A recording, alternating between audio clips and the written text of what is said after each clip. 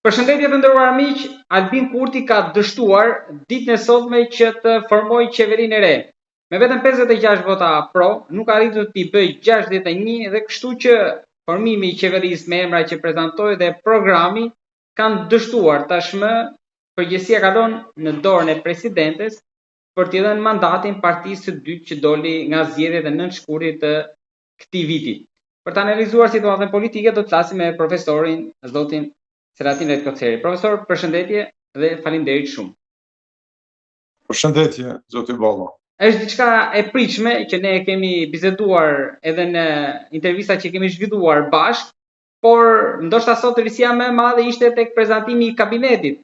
Dimal Basha nga kryetar kuvendi bëhej ministër, por kishte edhe emra të tjerë që nuk kishin jo pak surprizues.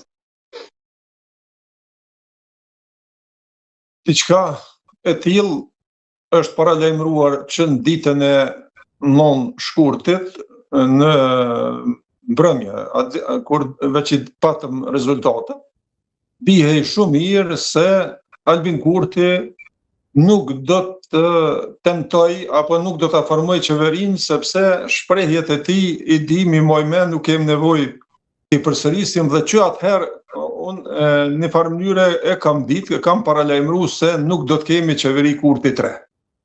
Edhe konstituim kuvendit, sepse dihej mirë që Albini nuk është i interesuar për diçka të tillë, sepse i dështoi 500.000 këja, andaj edhe erdhi kjo që erdhi.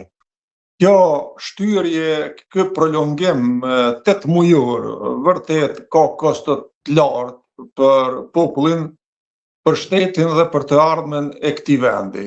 Andaj, themi se tallja 8 mujore e Albin Kurtit duke prolonguar në vazhdimsi me qëllim dhe me prapavi politike konstituimin e kuvendit, sepse gjithçka bëhej për interesa apo për të provuar që t'i ketë numrat për qeveri të cilat asnjëherë nuk i ka arritur edhe në kohën kur ka pas një farë mënyre ofrim nga ana e Fatmir Limajt, jo që ky e ka kërku, por Fatmir Limaj vetë ofru, por edhe në atë kohë votat Albini nuk i ka pas për qeveri.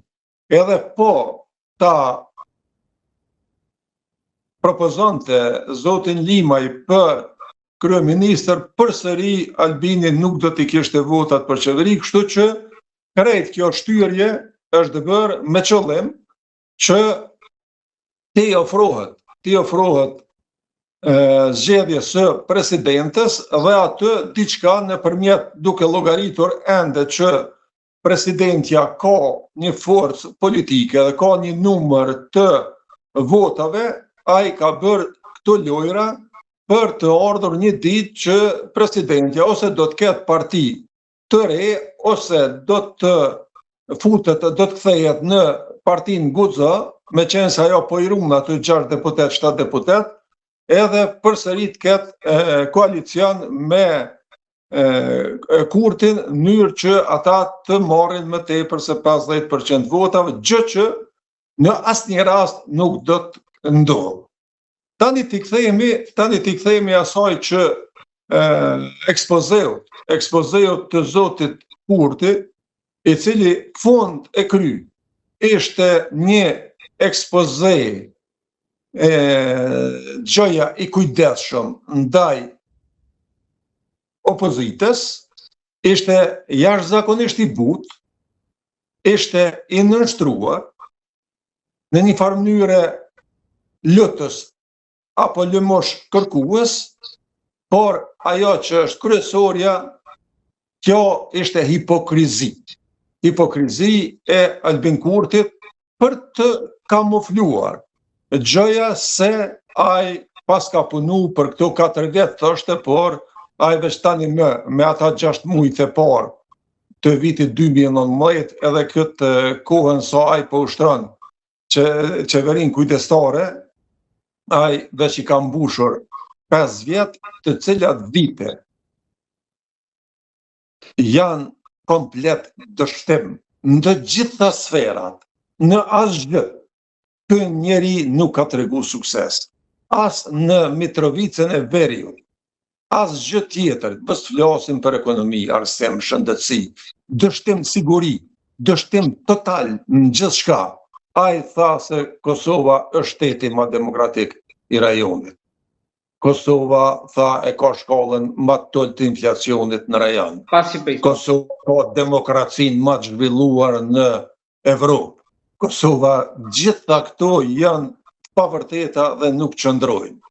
Por, në një ekspoze, ku ai nuk kishte fare program. Dhe dy pikat kryesore ndoshta ishin 1 miliard euro në ushtri edhe ky do jetë mandati i reformës në drejtësi, thaj. Ndoshta një lloj vetingu si në Shqipëri. Po, ato ishin dy premtimet programore.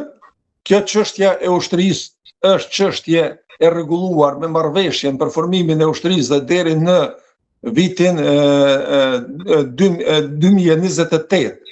Ushtria e ka programin, e ka buxhetin, i ka gjitha të planifikuara, i ka dronet, i ka helikopterat, i ka të gjitha që janë të planifikuara dhe Albini po i shfrytëzon ato të cilat janë bërë marrëveshjen mes